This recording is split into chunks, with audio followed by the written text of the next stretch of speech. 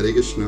आप सबका बहुत बहुत स्वागत है गीता महात्म अध्याय 2 के नरेशन में। और सबसे पहले इस कोविड के बहुत ही कठिन घड़ी में मैं सबके लिए प्रार्थना करना चाहूँगा भगवान कृष्ण से, प्रभुपाद जी से और वैष्णवों से कि उनकी कृपा हो और सबको जो है सुख की अनुभूति हो। और जितने दिवंगत आत्माएं हैं जो कोविड के इस कोरोना के इस काल में जिनकी अंत्येष्टि नहीं हो पाई है, जिनको बहुत कष्ट में जिनका समय बीता है, जिनको दैहिक कष्ट है, भौतिक कष्ट है, मानसिक कष्ट है, दैवीय आपदाएं से जो परेशान हैं, ऐसे व्यक्ति के ऊपर जो है भगवान की कृपा हो, मैं इसकी प्रार्थना करता हूँ और अपने गुरु महाराज से प्रार्थना करता हूँ। और ये जो गीता महात्म्य कर हम लोग पाठ कर रहे हैं, ये हमारे धर्मपत्नी जी के मामा जी हैं, अनंत पाइक जी कोलकाता के निवासी हैं और भगवान के बहुत अच्छे भक्त रहे हैं। इनका 1-2 दिन पहले ही निधन हुआ है और हम लोग जो हैं इनके आत्मा के शांति के लिए इनके सुपुत्रियाँ मोना पाइक और मौसमी पाइक जी और उनकी धर्मपत्नी श्रीमती पाइक जी के संतुष्टि के लिए और उनके अनुरोध पे, उनके आग्रह पर कर रहे हैं। और इनकी आत्मा को शांति मिले, यही भगवान से प्रार्थना करते हैं, कामना करते हैं। और गीता महात्म्य के अध्याय 2 को स्टार्ट करते हैं। और ये केवल इन्हीं के लिए नहीं, इससे जो है सारे संसार का भला होगा। जितने लोग भी गीता के महात्म्य को सुनेंगे उनके मन को शांति मिलेगी, उनके मन को आनंद प्राप्त होगा, उनके मन को अनुभूति, अच्छी अनुभूति प्राप्त होगी, उनको सुन करके बहुत अच्छा लगेगा। तो इसलिए आप जो है इसको अधिक से अधिक शेयर भी कीजिए। जितने जरूरतमंद हैं, ऐसे लोग जो इस कोविड के सिचुएशन में अपना अंत्येष्टि कार्यक्रम नहीं कर पाए हैं और जो कुछ करना चाहते हैं अपने परिजनों के लिए, वो भी इसको सुने। और आप देखिए कैसे सुनना है हमको। जब भी हम इसको सुनने बैठें, आप जो भी आपके आत्मीय सज्जन हैं, परिजन हैं, जिनसे आपका विछोह हुआ है, जिनसे आपका अलगाव हुआ है इस कोविड के घड़ी में, आप उनको जो है मन में प्रार्थना करके उनको बुला सकते हैं, उनको एक आसन दे सकते हैं बैठने के लिए और उनको बता सकते हैं कि आप ये जो है सुनिए, गीता के महात्म्य को सुनिए और गीता जी का जो स्वस्वर पाठ है उसको भी सुनिए। और उसको सुन करके जो है आपको अनुभूति होगी, आपको जो है उसका पुण्य फल मिलेगा और पिछले के जो कुछ बुरे कर्म हुए हैं उनसे भी मुक्ति मिलेगी और आगे जो कर्म है जो है वो भी अच्छा होगा आपका। इस भगवद गीता के महात्म्य को सुनकर, स्पेशली अध्याय 2 जिसको भगवद गीता में सांख्य योग बोलते हैं, ये सांख्य योग जो है भगवान कृष्ण ने 72 श्लोकों में अर्जुन को समझाया है। और इसको जो व्यक्ति सुनता है, समझता है, उस व्यक्ति को जीवन में अपने शांति प्राप्त होती है, उसको जो है आत्मा का ज्ञान प्राप्त होता है।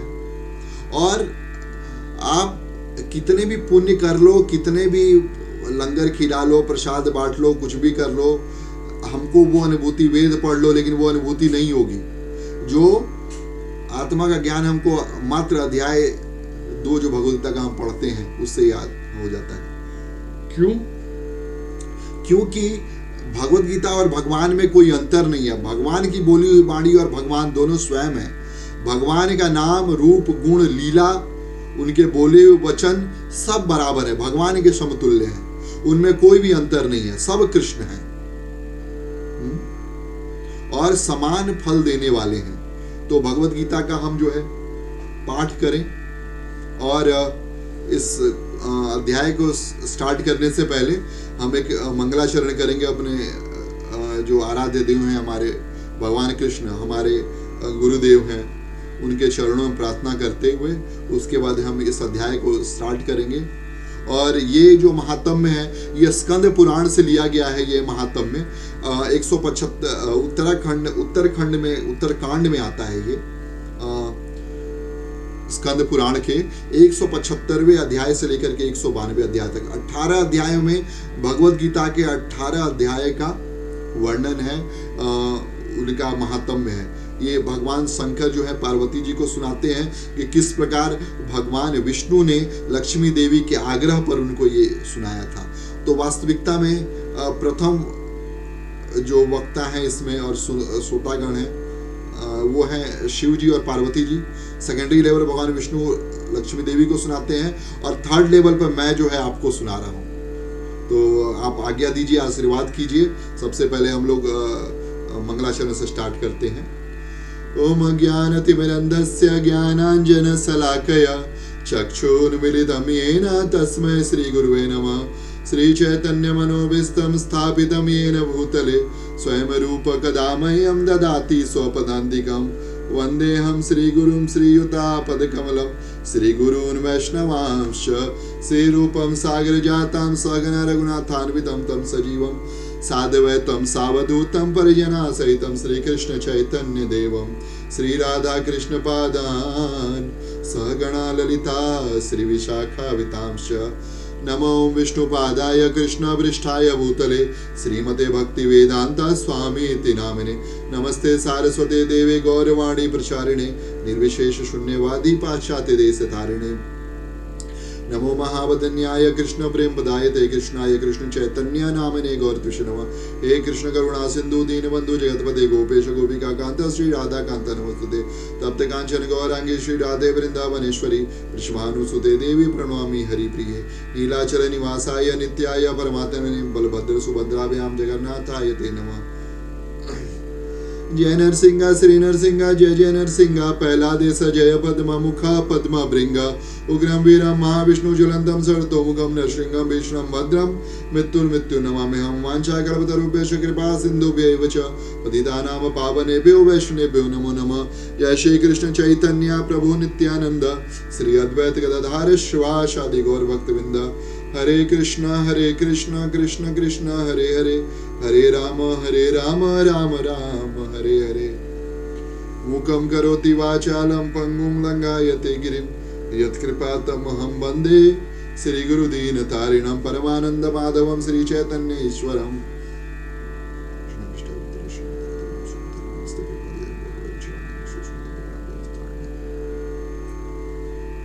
तो अध्याय 2 जब हम पढ़ते हैं इसमें भगवान विष्णु लक्ष्मी देवी को अध्याय 2 का जो है महात्म्य बताते हैं कि हे देवी, ब्राह्मणों के पुरंदरपुर नामक एक नगर में देव शर्मा नामक एक ब्राह्मण रहते थे।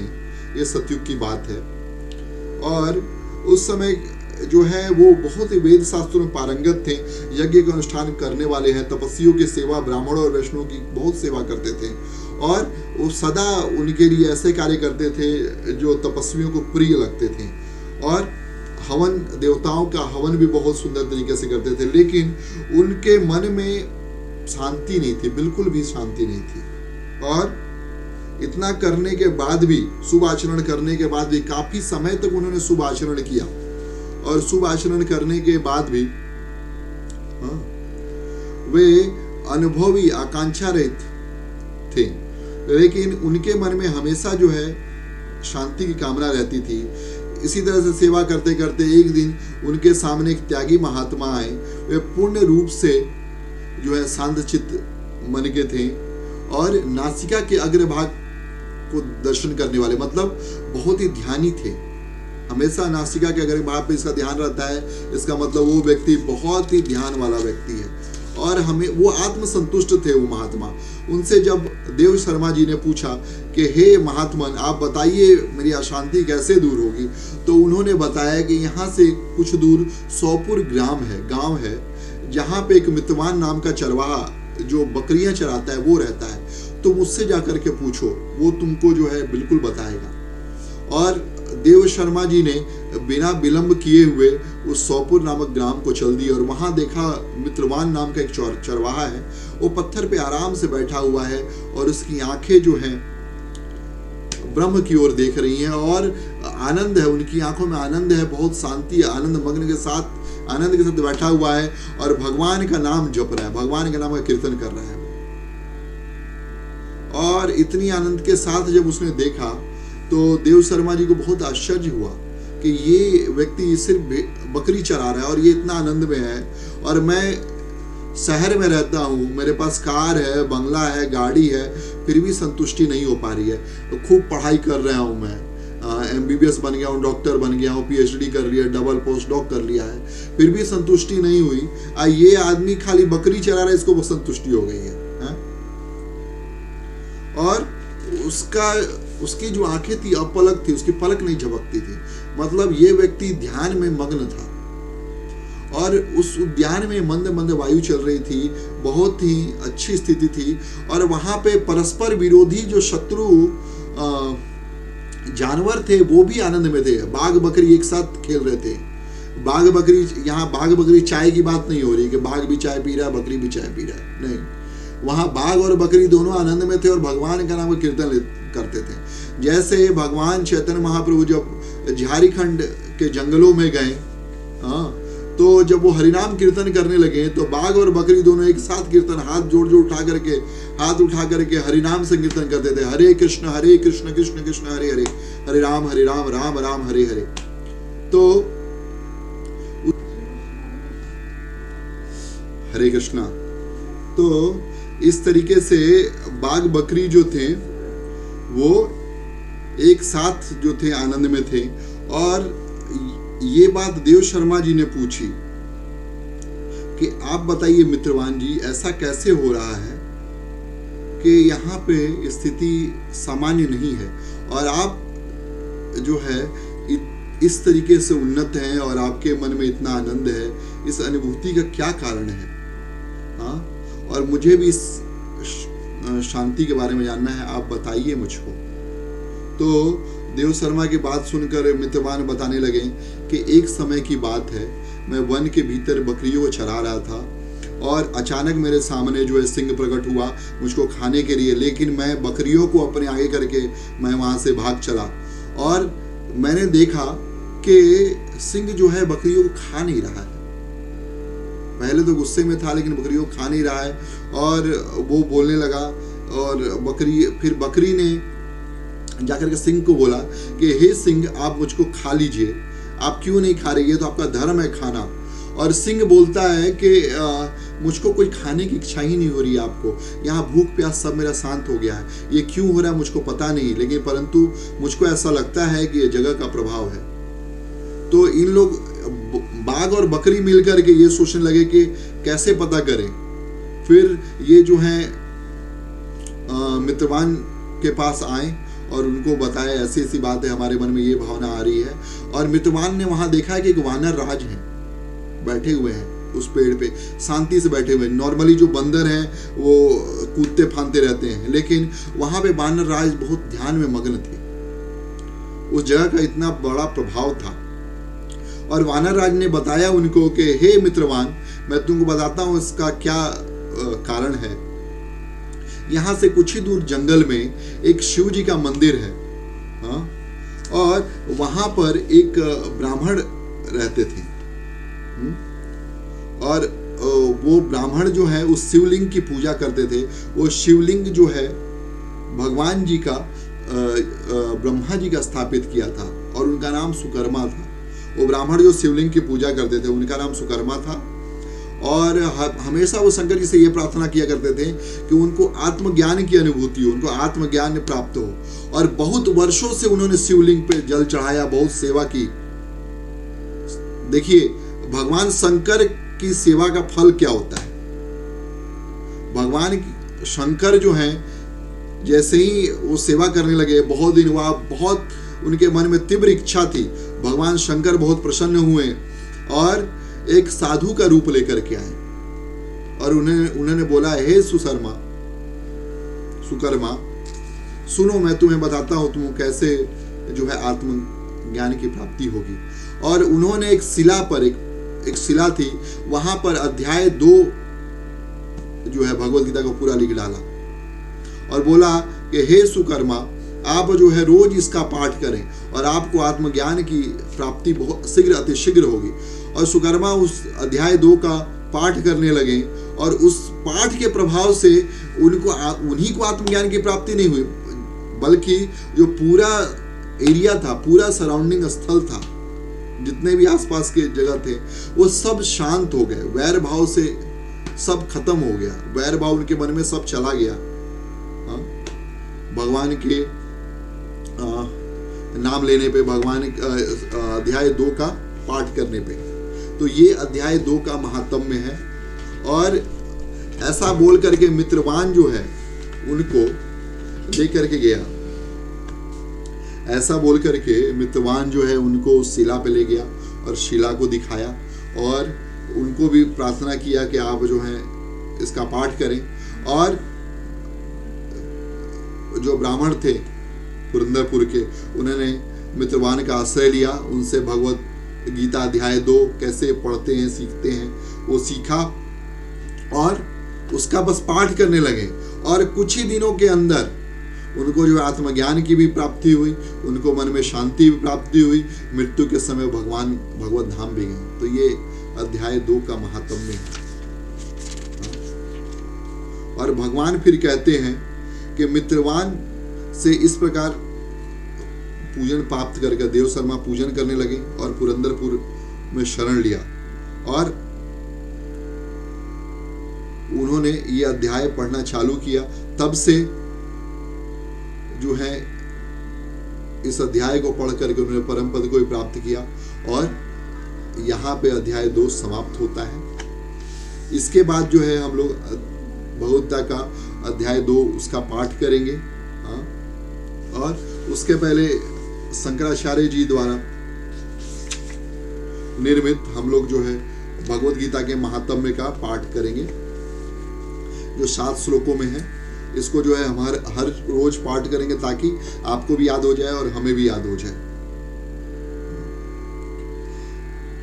तो शंकराचार्य जी को प्रणाम करते हुए, प्रभुपाद जी को प्रणाम करते हुए, प्रभुपाद जी की भगवद गीता है एज इट इज है। इसमें जो है शंकराचार्य जी की लिखी हुई गीता महात्म्य में जो 7 श्लोक हैं वो हैं पूरा, और उन पर टीका टिप्पणी कमेंट्स भी है, डिटेल में भी है, समझाया है। आप ये पुस्तक जो है Bhagavad Gita as it is कहीं से भी ऑनलाइन ऑर्डर कर सकते हैं या अपने आसपास के इस्कॉन मंदिरों से संपर्क करके ये भगवद गीता ले सकते हैं और अपने जीवन को सफल बना सकते हैं। हरे कृष्णा। गीता महात्म्य में जो 7 श्लोकों में है इसका पाठ करेंगे हम लोग। सर गीता शास्त्रमिदं पुण्यम या पठेत प्रयतः पुमान् विष्णु पदम अवाप्नोति भय शोकादिवर्जित। गीताध्ययनेन शीलस्य प्राणायाम परस्य च नैव सन्ति हि पापानि पूर्वजन्म कृतानि च। मलनिर्मोचनं पुंसाञ्जलस्नानं दिने दिने। गीता गंगोत्कम सकृत गीतामृतम स्नानम संसार मलनाशनम। गीता सुगीता कर्तव्यम किम अन्य शास्त्र विस्तर है। या स्वयं पद्मनाभस्य मुख पद्मात् विनिश्रिताम। भारतामृत सर्वस्वं विष्णु भक्तात् विनिश्रितम। गीता गंगोदकं पीत्वा पुनर्जन्म न विद्यते। सर्वोपनिषदो गावो दुग्धा गोपाल नंदन। पार्थवस्त सुधीर्भोक्ता दुग्धम गीतामृतम महत्।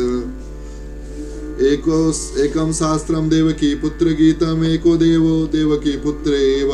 एको मंत्रस्य तस्य नमानि यानि कर्मापि एकम तस्य देवस्य सेवा। ओम श्री कृष्ण परमात्मने नमः। अद श्री द्वितीयो अध्याय। हम लोग अध्याय 2 का पाठ कर रहे हैं। हमारे साथ भी आप पाठ कर सकते हैं या सिर्फ इसको सुनेंगे, उससे भी आपको सेम बेनिफिट होगा, सेम लाभ होगा, समान लाभ होगा, कोई अंतर नहीं है। सुनने से, बोलने से, पढ़ने से सब में बराबर लाभ है। भगवान की जो भी चीजें वो रसगुल्ले के समान है, जिस साइड से आप खाइए सब तरफ से मीठा है। हरे कृष्णा। अथ द्वितीयो अध्यायः। संजय उवाच तम तथा कृपयाभिष्टम अश्रुपूर्णाकुलेक्षणं विषिदन्तमिदं वाक्यम् उवाच मधुसूदनः।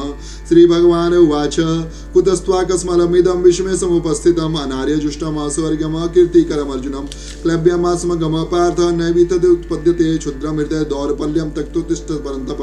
कथं भीष्ममहं संख्ये दृढं च मधुसूदन। येषुभिः प्रतियोत्स्यामि पूजार्हा वरिसूदन। गुरून् हत्वा हि महानुभावान् श्रेयो भोक्तुं भक्ष्यमपि य लोके। हत्वार्थकामास्तु गुरून् हैव भुञ्जीय भोगान् रुधिर प्रदिग्धान्।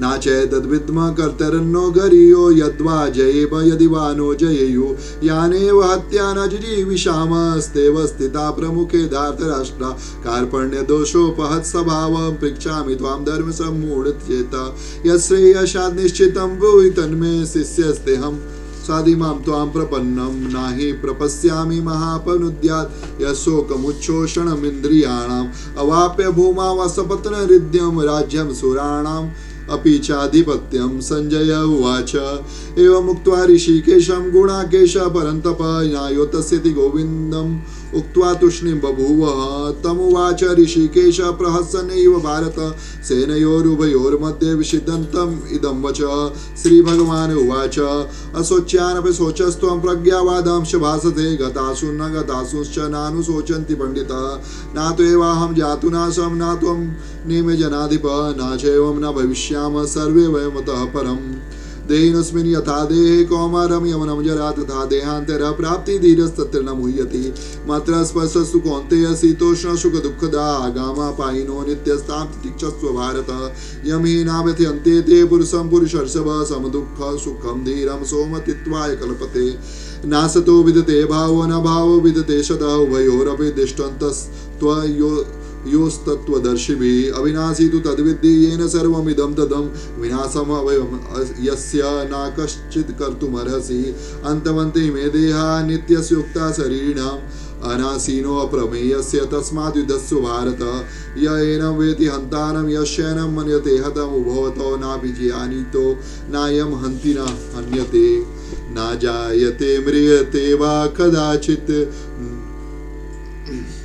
नायं भूत्वा भविता वा न भूय अजो नित्य शाश्वतोऽयं पुराणो न हन्यते हन्यमाने शरीरे वेदाविनाशिनं नित्यं यन् एनमजमव्ययं कथं स पुरुषं पार्थं कं घातयति हन्तिकं वासांसि जीर्णानि यथा विहाय नवानि गृह्णाति नरोपराणि तथा शरीराय विहाय जीर्णानि अन्यानि संयाति नवानि देहि नैनं छिद्यन्ति सत्राणि नैनं दहति पावकः न चैनं येद कृन्त्यापो न शोषति मारुतः अच्छेद्योऽयम् अदाह्योऽयम् अक्लेद्योऽयम् अशोष्य एव च नित्यस्वर सर्वगतः स्नाणु अचलोऽयं सनातनः अव्यक्तोऽयम् अचिन्त्योऽयम् अविकार्योऽयम् अमुच्यते तस्मादेवं विदित्वैनं नानुशोचितुमर्हसि अथ चैनं नित्यजातं नित्यवा मन्यसे मृतं तथापि तं महाबाहो नैवं शोचितुमर्हसि जातस्य हि ध्रुवो मृत्यु ध्रुवं जात जन्म मृतस्य च तस्माद् अपरिहार्थो न त्वं शोचितुमर्हसि अव्यक्तादीनि भूतानि व्यक्तमत्यादीनि भारत अव्यक्त निधनानेव तत्र का परिवेदना आश्चर्यवत् पश्यति कश्चिदेनम् आश्चर्यवत् वदति तथैव चान्यम् आश्चर्यवत् चैनम् अन्य शृणोति श्रुत्वाप्येनं वेद न चैव कश्चित् देहि नित्यम् अवध्येयं देहे सर्वस्य भारत तस्मात् सर्वाणि भूतानि न त्वं शोचितुमर्हसि सर्वधर्ममपि चावेक्ष्य नाविकम्पितुमर्हसि धर्माधिउद्धात् श्रेयो अन्यत् क्षत्रियस्य न विद्यते यदीक्षया चोपप्रपन्नं स्वर्गद्वारम् अपावृतं सुखिनः क्षत्रिया पार्थं लभन्ते युद्धम् ईदृशम् अथ चेत त्वम् इमं धार्म्यं संग्रामं न करिष्यसि तत्स्वधर्मं कीर्तिं च हित्वा पापमवाप्स्यसि अकीर्तिं चापि भूतानि कथयिष्यन्ति ते अव्ययं संभावितस्य चाकीर्तिं मरणात् अरिच्यते भयात् दाणादुपरतं मस्यन्ते त्वां महारथा येषां च त्वं बहुमतो भूत्वा यास्यसि लाघवम् अवाच्य वादांश बहून् वदिष्यन्ति तवाहिताः निन्दन्तस्तव समर्थ्यं ततो दुःखतरं नु किम् हतो वा प्राप्स्यसि स्वर्गं जित्वा वा भोक्ष्यसे महिं तस्मात् उद्दिष्ट कौन्तेय युद्धाय कृतनिश्चया सुखदुःखे समे कृत्वा लाभो जया जयो तथो युद्धाय युज्यस्व नैवं पापमाप्स्यसि एषा ते विहिता सांख्ये बुद्धि योगे त्वमीमांसेनो बुद्धया युक्तो यया पार्थ कर्मबन्ध भ्रास्यसि नेहा विक्रमणो स्वस्ति प्रत्यवायो न विद्यते स्वल्पमस्य धर्मस्य त्रायतो महतो भयात्। व्यवसायात्मिका बुद्धिर एकेह कुरु नंदन बहुशाखा हनन्तश्च बुद्धयो अव्यवसायिनां यामिमां पुष्पितां वाच प्रवदन्ति अविपश्चित वेदवादरता पार्थ नान्यत् अस्ति इति वादिनः कामात्मानः सर्गपरा जन्म कर्म फलप्रदां क्रिया विशेष बहुलां यो भोगैश्वर्यं गतिं प्रति भोगैश्वर्य प्रसक्तानां तयापहित चेतसां व्यवसायात्मिका बुद्धि समाधो न विधीयते त्रैगुण्य विषया वेदा निस्त्रैगुण्य भव अर्जुना निर्द्वंदो निर्तसत्वस्थो निर्योगक्षेम आत्मवान् यावनार्थ उदपाने सर्वत्र संप्लुदोदके तावन् सर्वेषु वेदेषु ब्रह्मण्यस्य विजानतः कर्मण्येवाधिकारस्ते मा फलेषु कदाचन मा कर्मफलहेतुर्भूमा ते संगोषो विकर्मणि योगस्थ कुरु कर्माणि संगं त्यक्त्वा धनञ्जय